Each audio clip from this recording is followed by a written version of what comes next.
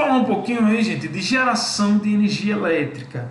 Comentamos aí sobre grandezas elétricas, sobre definição da matéria, falamos um pouco sobre a corrente alternada, a corrente contínua. Então vamos entender como é gerado essa energia elétrica em nosso país. Então o setor elétrico ele é regido pela NBR 5460, que é o Sistema Elétrico de Potência, e ele é dividido em 3 etapas.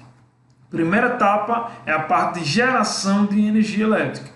A segunda etapa é a parte de transmissão dessa energia, enquanto a terceira etapa fala-se de distribuição da energia elétrica. Então vamos entender esses conceitos. Professor, por que eu estou estudando geração de energia se o curso é de automação? É porque nós precisamos, pessoal, entender de onde vem a energia elétrica para que a gente possa, assim, trabalhar na área da automação, atuar na área da automação, sabendo onde estamos chegando. Porque eu vou dizer para vocês, é preciso ter cuidado no momento de você executar uma prática de instalação elétrica.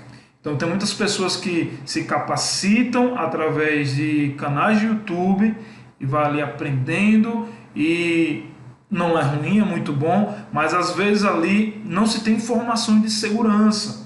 E a parte elétrica é muito perigosa, então é preciso ter os cuidados na execução de um serviço elétrico. Primeira coisa, você precisa desligar tudo. É preciso você ter segurança de trabalhar com o circuito desenergizado para que assim você não tenha esse risco de tomar um choque elétrico. Mas vamos aprender aqui esses conceitos.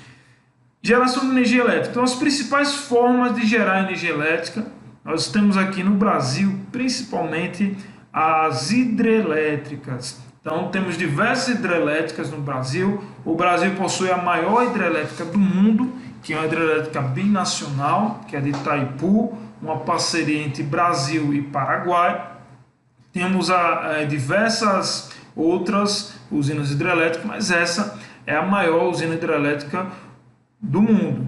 Temos também, pessoal, as termoelétricas, que geram energia através de vapor, certo? As hidrelétricas geram energia através da queda d'água de uma comporta. A energia é armazenada, energia potencial, abre-se a comporta, essa energia entra em movimento, essa água entra em movimento, a energia potencial vira energia cinética, e essa energia cinética consegue passar por uma turbina e ser transformada em energia mecânica. Então a energia cinética da água passa pela turbina, faz girar a turbina, transformando em energia mecânica. A energia mecânica gerada pela turbina chega até o gerador, e o gerador ele tem a função de transformar aquela energia mecânica em energia elétrica. Então, através das suas bobinas, através do seu circuito e de uma lei chamada de indução eletromagnética, descoberta por Faraday, existe aí a geração de energia elétrica. O que acontece também nas termoelétricas? O mesmo processo de geração, mas o que muda o que movimenta o eixo dessa turbina, o que faz gerar energia mecânica. Enquanto na hidrelétrica é a queda d'água, nas termoelétricas nós vamos ter uma grande caldeira que é aquecida até se gerar um vapor, e esse vapor ele é direcionado à turbina a vapor. Então esse vapor sob pressão faz girar essa turbina, a turbina gira o gerador e se gera energia. Existem também as nucleares, que também são conhecidas como termoelétricas, pessoal. São termoelétricas, mas o processo de queima de combustível ele é feito ali, o processo de aquecimento em uma termoelétrica é feito com a queima de combustível fóssil, como carvão mineral, ou com a biomassa, através aí da cana-de-açúcar ou outros materiais. Mas na nuclear, que é uma termoelétrica também, já se tem aí explosões de elementos químicos, né? E isso vai provocando aí uma reação química que provoca um aquecimento, e esse aquecimento é capaz de aquecer, de fazer ferver uma caldeira, e esse vapor é direcionado a uma turbina que gira e se gera energia através do gerador. A usina eólica trabalha também aí com geradores, com turbinas, mas o que faz movimentar não é o vapor e não é a queda d'água. O que faz o movimento acontecer, a energia cinética, no caso, vem dos ventos, né? Então o vento provoca a movimentação das pás do aerogerador e esse aerogerador movimenta a turbina, essa turbina aciona o gerador e o gerador gera energia. O que há de diferente aqui, pessoal, no processo de geração é a energia fotovoltaica, no caso aí a energia solar. A energia solar ela é diferente das outras porque não precisa de movimento, então está bastante em alta hoje assim no Brasil, como também todo mundo, a geração de energia solar, até mesmo de forma particular, quando você faz um projeto, quando você contrata uma empresa e ela vai assim fazer uma instalação de energia solar na sua casa, fazendo com que até sua energia seja zerada, através de bônus que é dado pela concessionária. Então, são módulos solares que são instalados nos telhados para captar a energia do sol e essa energia radioativa é transformada em energia elétrica.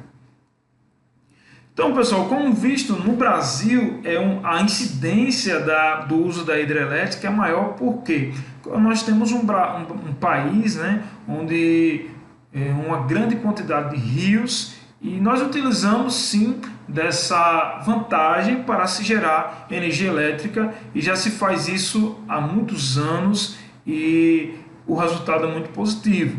Certo, pessoal? Mas em segundo lugar estão as termoelétricas, em terceiro viria aí as usinas eólicas, em quarto lugar as solares, certo, pessoal? Tensões para geração, transmissão e distribuição de energia. Para a gente entender, pessoal, o que é tensão elétrica, certo? Nós temos aqui a geração de energia. Aqui está um termo chamado de quilo. O que é quilo? Por exemplo, você correu 1 quilômetro, isso quer dizer que você correu 1000 metros. Então, aqui em eletricidade é a mesma coisa. Quilo quer dizer 1000. Então, tudo isso aqui que está aqui embaixo trata-se de está em quilo. Então, está em 1000. Eu multiplico por 1000 e vou ter o valor. Então, a geração de energia vai de 2,2 a 22 mil volts. Então, geralmente tem esse padrão na geração de energia elétrica. Então, o gerador, quando ele vai transformar energia elétrica, energia mecânica em elétrica, ele tem que ter essa faixa de tensão de geração. Na transmissão da energia elétrica, onde você vai transmitir de um local até o outro, essa energia ela é aumentada, ela é elevada através de um equipamento chamado de gerador ou de transformador. Então, o gerador gera energia e a transmissão, antes de transmitir essa energia, ela é elevada através de um equipamento chamado transformador de energia elétrica. Então, quais são os níveis na transmissão da energia? Vão de 138 a 1000 kV. Nós estamos falando aí de uma tensão bastante elevada, pessoal. Então, geralmente se tem aqui um padrão 230 mil volts, 500 mil volts de transmissão de energia elétrica. Então, onde é que eu vou perceber isso, professor? Então, quando você viaja ali pelas BRs, você observa aquelas torres de transmissão e aqueles cabos passando pelas torres de transmissão, são linhas de transmissão de energia elétrica, certo, pessoal?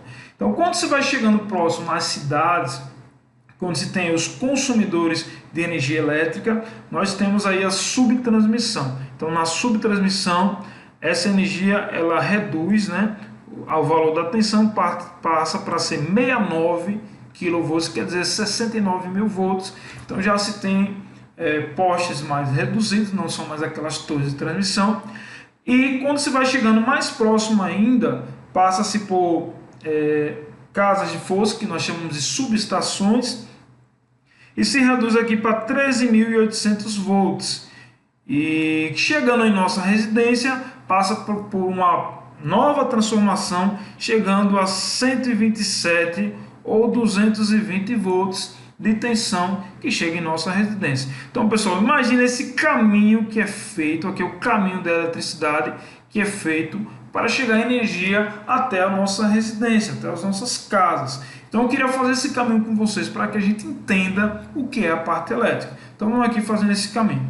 Então eu tenho aqui, nesse primeiro momento, pessoal, a geração de energia elétrica. Então, através de uma usina hidrelétrica, através de uma usina eólica, através de uma termoelétrica, gera-se energia e eu gero em 18.000 volts, por exemplo, eu estou colocando para vocês. Então, para que eu possa transmitir essa energia, como a distância aqui é muito longa da usina hidrelétrica até as indústrias, o comércio, as residências, eu preciso transmitir essa energia em torres de transmissão. Para que eu não perca esse valor de energia, o que é que se faz? Eu aumento o valor de tensão através de um equipamento chamado de transformador. A gente eleva a tensão, por exemplo, aí para 500.000 volts de tensão. Então essa energia é elevada e eu faço aí a transmissão de energia. Quando eu vou chegando próximo da minha residência, próximo aqui dos clientes, eu vou reduzindo aí para 69.000 volts. Já dentro da cidade, pessoal, existem as subestações distribuidoras. Cada bairro vai ter a sua subestação. Dependendo do tamanho do bairro, pode ter uma subestação para 2, 3 bairros. E assim, depende também do comportamento daquela localidade, que a gente chama isso de demanda do cliente, certo? Mas a gente tem assim uma subestação dentro da cidade, já naqueles postes de rua, naqueles cabos que estão em cima do poste, 13.800 volts de tensão. Então vem os 3 cabos de lá da geração de energia, que a gente chama das 3 fases do sistema elétrico, chegando até os postes, 13.800 volts. E na nossa residência, professor, chega esse valor todo de tensão? Não, vai ter um equipamento nesse poste, que é um transformador, que vai estar reduzindo essa tensão para valores aí de consumo. Então eu tenho aí um transformador que vai entregar 127 volts, 220 volts para residência. Mas vai existir, pessoal, situações onde nós vamos ter aqui indústrias recebendo diretamente aqui da geração, do transformador de geração, recebendo diretamente aqui um valor de tensão alto de transmissão. Por que isso acontece? Por conta do tamanho da indústria, certo? Então, indústrias grandes podem receber 69 kV de tensão, como também recebem diretamente lá da geração, da transmissora da geração, 500 kV. Depende do tamanho. Então, observe, porque minha casa é atendida por 127 volts, porque eu não preciso de um transformador dentro da minha casa, porque por conta aí da demanda daquela residência. Então, se a gente for tratar de uma indústria onde se tem aí muitos equipamentos elétricos, muitos motores, vou precisar aí de mais energia. Como vou precisar de mais energia, mais corrente elétrica, eu aumento o valor da tensão para que ocorra a redução da corrente elétrica. Eu vou mostrar aqui a vocês uma fórmula que relaciona muito bem isso. Corrente elétrica ela é igual a potência dividido pela tensão elétrica. Então, o que é a potência? A potência é a capacidade de realizar trabalho, né? Medida aí em watts. Quanto mais potência, mais corrente elétrica. Quanto maior a corrente, mais perigoso fica a instalação elétrica. Então, o que é que eu faço? Como a tensão é inversamente proporcional, está aqui embaixo, eu elevo o valor de tensão para reduzir o valor de corrente elétrica, já que eu não posso mexer na parte de potência, que aí depende do cliente. Então, é por isso que a gente aumenta a tensão, para que se reduza a corrente elétrica e não se tenha aí um grande aquecimento dos condutores, certo, pessoal? Então, eu quero dar como exemplo esse transformador. Então, esse transformador aqui, ó, que a gente falou no início, que é a máquina que aumenta ou diminui a tensão. Nesse caso aqui ele está aumentando, nesse caso aqui, pessoal, ele está diminuindo, outro que está diminuindo. Então, o equipamento elétrico pode elevar ou reduzir a tensão elétrica. Então, esse transformador que vocês estão vendo aqui é um equipamento, né, que o tamanho dele é de acordo com a demanda. Então, ele fica ali na subestação de energia, próximo da geração da hidrelétrica, e aqui você vê o tamanho dele. Aqui tem um rapaz aqui fazendo a manutenção, tem outro aqui, rapaz, também sentado. fazendo manutenção do equipamento ou está observando. É importante citar isso na parte elétrica. Nunca se trabalha sozinho, sempre se trabalha em dupla, por questão de segurança, um em observação e o outro executando, porque se tiver qualquer problema, a pessoa que está em observação ela vai atuar para proteger o outro que está lá executando, desligando uma chave, fazendo com que seu colega não tenha aí, não chegue a óbito se ocorrer qualquer acidente, certo, pessoal? Então esse é um transformador de força, que seria esse primeiro exemplo aqui que eu falei. E o que seria um transformador de distribuição? Seria esse aqui que fica nos postes. Então, vamos conhecer ele também. Então aqui a gente tem um transformador que eu acredito que vocês já viram na rua quando estão passeando, indo comprar um pão, não passeando de carro, a gente não olha para o sol, para cima, né? Mas indo a pé a gente sempre está observando. Então vocês parem para observar os postes. Tem muita informação no poste legal para a gente. Então nessa questão aqui nós temos, por exemplo, aqui, pessoal, é esse transformador de energia que ele recebe aqui desses 3 cabos que, segundo o nosso relato, onde é que a gente estaria aqui? A gente estaria nesse ponto aqui, pessoal, ó, nesse ponto. A primeira foto é nesse ponto e essa do segunda foto que eu estou mostrando, transformador, seria nesse ponto. Então esses 3 cabos de 13.800 são esses 3 cabos aqui, ó, que todos eles vêm lá da subestação de energia e cada um deles tem um valor de tensão elétrica. Então qual é o valor? Chamado de rede primária, 13.800 volts de tensão elétrica. Então você observa aqui, que esses cabos que tem um conector aqui, ó, que traz até o isolador. Então aqui são isoladores para impedir com que esse cabo toque no poste, que se ele tocar no poste pode provocar um grave acidente até com alguma pessoa que toque nesse poste, certo? Então existem esses isoladores. Olha a importância aí, pessoal, de isolantes e de condutores. Aqui você tem um grande condutor de energia, que é o alumínio, certo? E aqui você tem a porcelana, que é um grande isolante. Então a importância aí tanto do isolador quanto do condutor. O isolante protege para que essa energia não chegue no poste. Ele é um suporte aqui que vai aqui para o fusível, né, que seria o outro elemento, que ele protege o equipamento que é o transformador, e desse fusível você vai até essas buchas primárias aqui do transformador, certo? Essas 3 cabos chegam até aqui, essas buchas, e saem 4 fios, pessoal. Aí é muito interessante a gente entender isso. As 3 fases do sistema elétrico. Então o sistema elétrico é formado de geração de energia por 3 fases. Vou colocar aqui 3 fases, certo? Essas fases, chamada de fase, fio-fase, que a gente sempre, vocês podem ver lá em vários vídeos, no YouTube o pessoal fala. Essas 3 fases, 3 fios, vem lá da geração de energia. Geralmente a gente chama ele de fase R, fase S e fase T, certo? Ou vocês podem encontrar L1, L2, L3, ou fase 1, fase 2, fase 3. Então ele vem do sistema elétrico. Do transformador é a origem aí, pessoal, do fio neutro. Então vou ter um 4º fio chamado de fio neutro. Eu vou explicar a vocês qual é a importância do neutro e por que eu devo assim estar me preocupando em colocar sempre um neutro a partir de agora ali no interruptor, como reserva ali, porque a automação precisa do fio neutro para poder funcionar, certo? Qual a diferença do fio fase para o fio neutro? Então a fase ela carrega o circuito, certo? Ela carrega ali a energia que traz lá da hidrelétrica. O fio neutro ele surge de uma ligação interna do transformador. Vamos ver qual é essa ligação, pessoal? Então aqui dentro do transformador nós vamos ter aqui 3 grupos de bobinas, já que são 3 fases, certo? Esse enrolamento aqui é chamado de enrolamento triângulo. Então você vê a chegada das 3 fases, vou chamar a fase R aqui, fase S, fase T, chegando nas bobinas do transformador. Enquanto aqui você observa o secundário, ou seja, a saída do transformador conectada em estrela. O que seria essa ligação estrela?